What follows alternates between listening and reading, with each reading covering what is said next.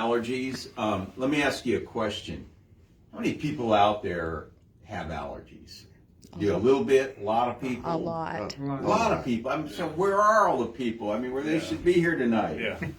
So, and the reason I do these talks is because I want to inform people that have these issues on how they can get better. Because I have other things I could be doing on Tuesday nights other than doing these talks. So, my mission, it's like I have it right out front, to bring health, hope, and healing to Lincoln, Nebraska. So, let's get into the talk. You're in the right workshop if you believe it's better to be healthy rather than unhealthy.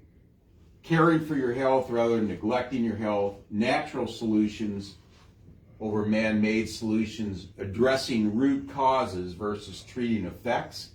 Practical information versus head knowledge. Inspiration versus motivation. And bold action versus weak inaction. So, they're a big problem. 25 million plus Americans are affected by seasonal allergies. That's the most recent information I have. I think it may be a little more than that, but there's a lot. Also referred to as hay fever. The world market for allergy drugs was expected to hit or exceed about $25 billion in 2020. So do you think that the pharmaceutical industry likes allergies? They love allergies. They don't want anybody to get over them. Okay? The world market is expected to grow to about $39 billion by 2027. Okay? The drugs that are used to treat these seasonal allergies are problematic. They cause problems over time. Now, you came to my Alzheimer's talk. I talked a little bit about this at the Alzheimer's talk. But these drugs are classified as called anticholinergic medications, where they block the neurotransmitter acetylcholine. Now, acetylcholine is one of the 4 major neurotransmitters, the other being dopamine, serotonin, and GABA-aminobutyric acid. So do you think if they're blocking one of the major neurotransmitters that might create a problem? Yeah, it might. So an antihistamine normal dose can affect driving as if you're driving with a 0.08 blood alcohol level. People suffering from Alzheimer's disease typically have a marked shortage of acetylcholine. And in JMA4 of 2016, the use of acetylcholine medication, anticholinergic medication, among older adults is associated with the increased brain atrophy, dysfunction, and clinical decline. Thus, the use of anticholinergic medication among older adults should likely be discouraged if alternative therapies are available. So this stuff, all these medications that they're using for allergies, come in, are contributing to Alzheimer's and mental decline. Okay, how many do you think people know this? Yes. How many people know that? Nobody. They don't tell you that on the TV commercials. Nobody knows this. Okay, how many people do you think use these pharmaceuticals regularly, especially during allergy season? A lot. Yeah, a lot of them do. And they don't realize that they're messing with their brains when they do that. Now, how do allergies develop? Okay. So first of all, your body perceives something as foreign. Okay? And allergies are your body's reaction and are a sign that your immune system is working overtime. So when your body first encounters an allergen like pollen or ragweed, your plasma cells release what's called an IgE antibody. Now, when you get the scratch test for allergies, that's what they're testing for, is IgE. they're not testing for IgG, which is delayed long-term, like food intolerances or other intolerances. This is IgE, which means your body's reacting pretty fast. IgE attaches to a cell called a mast cell, which are found in like great numbers in your mucous membranes, and they help mediate inflammation. So it goes from ragweed pollen attaches to what's called a B cell, which activates a plasma cell, which activates a mast cell through the IgE antibodies. Mast cells are what release histamines. Okay, so most allergy drugs are what? Antihistamines, which are what we just said, anticholinergic drugs. This triggers an entire cascade of symptoms, which includes sneezing, runny nose, sore throat, hacking, itchy eyes, all the things associated with allergies. So mast cells are activated by all kinds of things, even like cockroaches. You know that in inner cities, a lot of these kids have allergies to cockroaches because they're around them all the time. You know, when I was a little kid, we grew up around cockroaches too. You know, they were our babysitters. You know, my parents were gone. You know, I mean, we had some of those, and so I don't like them. I'll just tell you that. So environmental chemicals, personal care products can be allergic, like, you know, a lot of the lotions people use, the cosmetics that women use. Shampoos, exactly. Pets, and then we know that foods can create allergies, and we see a lot of that. So, how can we help our bodies avoid the allergic response? Do we do this, avoid allergens at all costs, or do we create a healthy immune system? Now, this was basically the government's strategy to COVID. Pretty close to that, okay? They didn't tell us to wear hazmat suits, but, you know, shelter in place, mask, you know, wipe everything down, and it really didn't work very well. So we want to develop a healthy immune system. So if we look at our vital needs, the first vital need, the number one we have, is nourishment, okay? How long can we go without food? 7 days. You can go longer than that. I've gone 7 days. I've gone 7-day fasts. Yeah, I was fine. Okay. I was hungry, but I was fine. Yeah. Okay. So you go 40 to 60. You know, 60 days is generally the limit for most Americans. You know, how long can you go without water? 3. Maybe 3 days. I mean, if you've really trained yourself well, maybe, you know, 6 or 7, but not much longer than that. How long can you go without oxygen? 3 minutes. Yeah, maybe 3 minutes. Yeah. You know, there's some people that have trained themselves to be able to go longer, but yeah, that's about right. How long can you go without nerve flow from the brain to the body? 0. 0. How do we know that? When they behead somebody, they die instantly. Yeah, That's right. strokes cause it, yeah. Yeah, they die instantly, okay? Yeah. So let's look at nutrition first. Nutrition booster number 1. Here's the number one thing I would say to people with seasonal allergies. How much sugar are you eating, okay? First thing I'd ask them. Sugar has a lot of problems. They deplete vitamins and minerals, especially B, C, magnesium, manganese, calcium, and zinc. And what was the number one mineral when COVID was going around that people were told to take? Zinc. Yeah, people were depleted in that. Yeah. They ate too much sugar. Okay, sugar really inflames the body. You have enough inflammation already with allergies, but if your body's already inflamed, it's not that much harder to push it over the edge. And consumption of sugar tends to crowd out whole foods, which have essential nutrients. So the next thing you want to do is heal and seal your gut. Okay, so 80% of your immune system is found in your GI tract. So do you think if your gut is unhealthy due to what you're eating, that maybe that could affect response to allergies and allergies? Yeah, absolutely. Okay. So leaky gut is very common with GI issues, but it's common with a lot of things. And I think if you took 20 people just randomly off the street and did a blood test on them for leaky gut, probably all 20 would show it. Okay, it's that.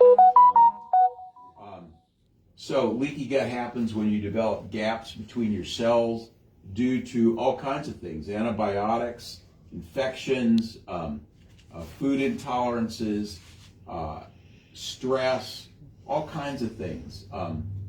Blood sugar, insulin levels, high insulin levels, all those things can cause leaky gut. How many people do you think were put on long-term antibiotics at some point in their life? Most people. Back in the 70s, you'd see teenagers with acne, and they'd be on antibiotics for years. Yeah. What do you think that did to their GI tract? Yeah.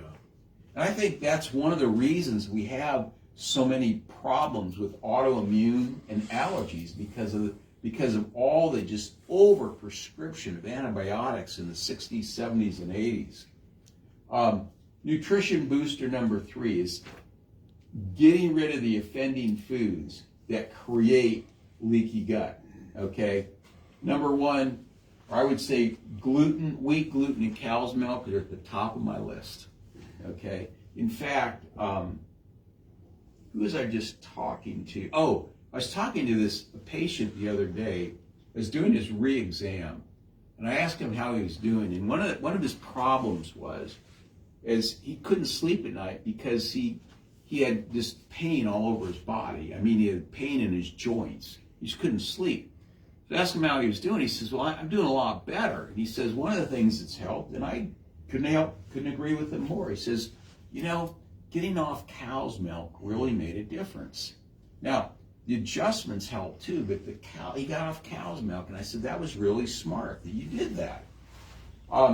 Foods with high glyphosate residue damage your immune system, like oats, Quaker oatmeal, high in glyphosate, Roundup residue in Quaker oats. Anything that's not organic, you're going to find in soy, corn, and oats.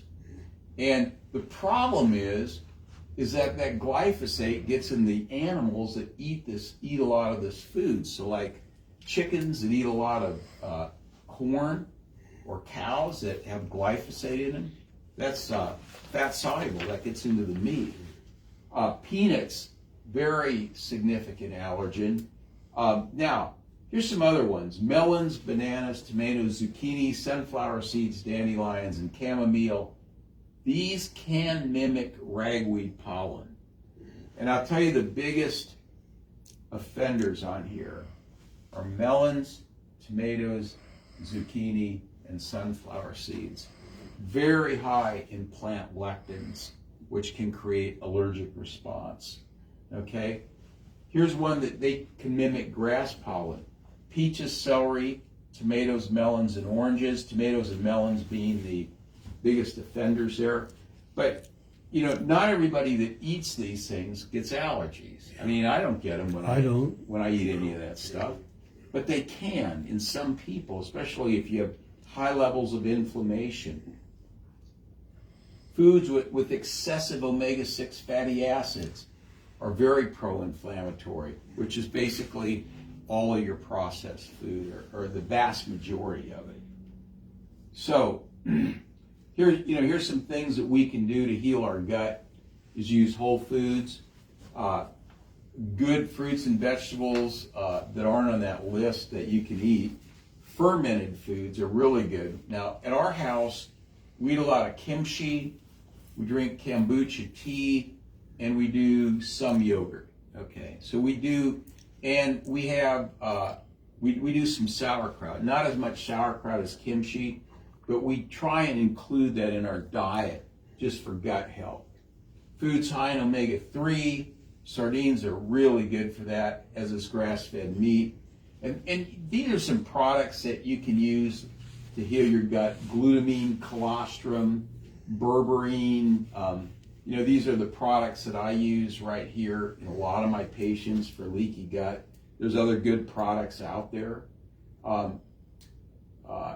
Here's some products that really help response to allergies. And this is my favorite one here, Allergo. But all of these can really help. And in the wintertime, one of the things that you can do is get fresh ginger. You can do it anytime, it's just better in the winter.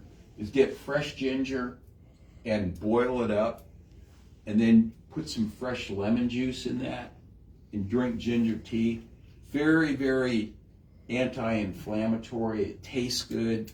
And what I found is that this really does increase my health in the winter. We drank so much of that the last several winters. I got tired of it. But I found that it really did make a difference in my health. Now, pop quiz. Which foods would be the best for promoting gut health? A or B? B. B, okay. B. Good, you passed the test, all right? You got that one, okay? So, to help you remember, just pay attention and follow the signs, okay? In fact, don't follow the signs. All right. So, hydration boosters. We want to hydrate our bodies. So, one of the worst offenders of anything you can put in your body are soft drinks. Why are they so bad? Sugar. Sugar. What about the ones that are artificially sweetened that don't have sugar in it? They're even worse. Yeah. Yeah. It's probably replaced with something that's worse than sugar. Yeah, they mess up your brain, your central nervous system, and soft drinks actually acidify your body, which makes you more prone to disease. So keep out alcoholic beverages to a minimum. Your body is made up of about 60 to 70% water. So, diluting it with coffee all day is probably not the best thing to do. Oh man. I know. I drink coffee in the mornings, but then I drink water the rest of the day normally. So our best is Kangen water, which is, we have the machine in there. That's a great water. But reverse osmosis is good. Filtered water is good. Pop quiz number 2. What should you drink to most efficiently dilute and eliminate toxins? A or Water. B? Water. B. B. All right. Just see if you're paying attention here. Okay. So, to be able to identify the healthiest type of dispenser before drinking contents, A or B? B. B. It's a beer keg, isn't Yeah. Yep. it? If you're in college, you'd probably choose A. We went that Most way, college yeah. students would, Yeah, yeah. But it's not the best choice. Yeah. Okay, so let's talk about exercise. That's a huge oxygen and booster. So it's a great booster for the immune system. And we want to talk a little bit about the hygiene hypothesis. So what did they tell us to do during the whole COVID thing? Wash your hands. Yeah. Not only just wash your hands, but they had all this crap that we were supposed to sanitize our hands with. Sanitizer. It's supposed to kill everything. Yeah. Okay? Now I maybe used that twice during COVID. I washed my hands, but I didn't use that because that stuff is not good for you. Okay, so exercise makes your body work more efficiently. Getting out in the natural environment and getting dirty is okay. It trains our immune system. Like if you avoid exercise, what does that do to your muscles? Works them. Weakens them because exercise trains them. Well, dirt and the things that we're exposed to in the environment actually trains our immune system. And did you know that kids that are raised on farms, when they're around animals and pets and dirt and manure, they don't have nearly as many allergies as kids raised in the city? Right. They just don't, Right. okay? So children raised in hyper-clean environments have weaker immune systems. So lack of environmental exposure leads to atopic illnesses. So these kids that are around that have pets when they're little and they hug their pets and they're exposed to all of that, that's training their immune systems. Okay, pop quiz number 3. Which activity promotes more exercise and environmental activity? A or B? B. B. Okay, good. Yeah, that looks like fun. Yeah. Mud Although, fight. the Yeah. bathtub's gonna be a It little does. dirty after That's that. okay. What the heck? Oh boy. It'll clean up. It'll clean up. Okay.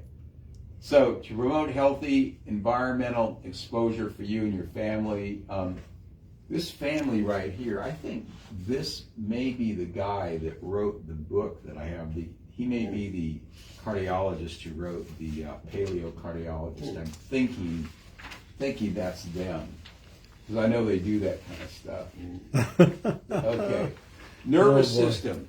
The nervous system, very, very important for your immune system. Your nervous system is tied into your immune system. Normal spinal alignment equals brain, gut, and immune organs can communicate optimally with each other.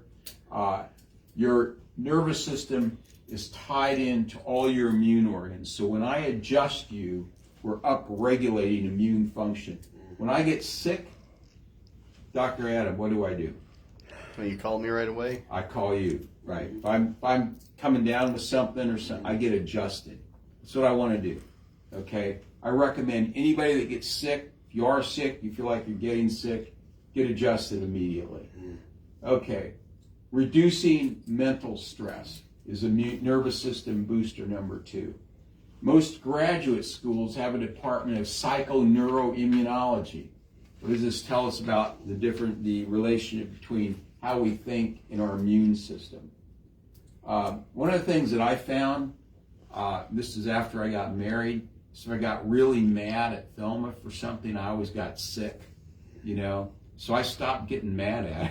It just didn't work for me anymore, and I realized there is a relationship between getting upset about something and the fact that I'd come down with something, I'd get sick. I stopped doing that, okay?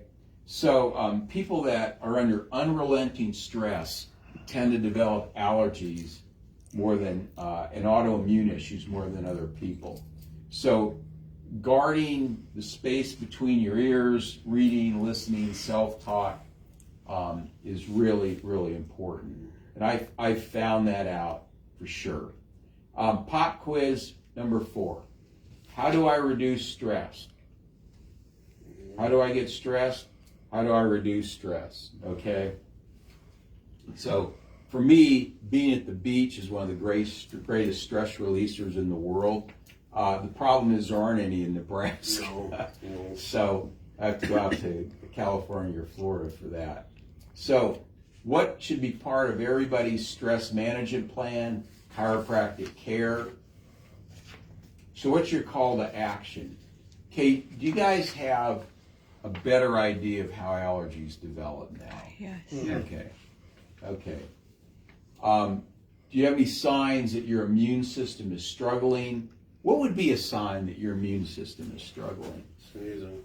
What? Sneezing. Sneezing, or how about the fact that you catch colds easily, or you get sick easily, or you kind of catch everything that comes along? Okay, that would be one. Okay, do I want a stronger immune system? Yes. Okay. Am I tenacious enough to follow through even when I make some mistakes along the way? We're all going to do that.